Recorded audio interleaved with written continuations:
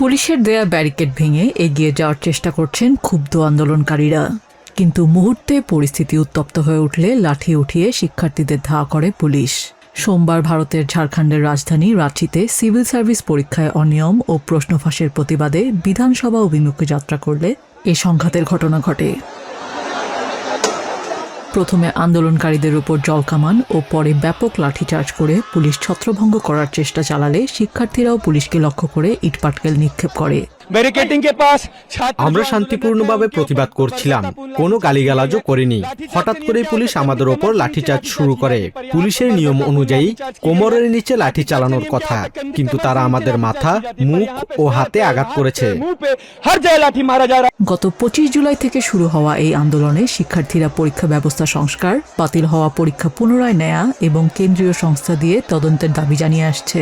ছাত্রনেতা দেবেন্দ্রনাথ মাহাতো বর্তমানে অনশন কর্মসূচি পালন করছেন। এটি সেই হাজার হাজার তরুণের কণ্ঠ যারা পাঠ্য বইয়ের মাধ্যমে স্বপ্ন দেখে। সরকার যদি শিক্ষার্থীদের এই দাবি না শোনে, তবে বিশ্ব দরবারে এই সরকারকে স্বৈরাচারী ও গণতন্ত্রের ধ্বংসকারী হিসেবে মনে রাখা হবে। ঝাড়খণ্ড সরকার শিক্ষার্থীদের সাথে আলোচনার আশ্বাস দিলেও জাতীয় স্তরে প্রশ্ন ফাঁসের পর এবার রাজ্য পর্যায়েও ছড়িয়ে পড়া এই ক্ষোভ এখন ভারতের কেন্দ্রীয় রাজনীতিতেও তৈরি করছে তীব্র চাপ।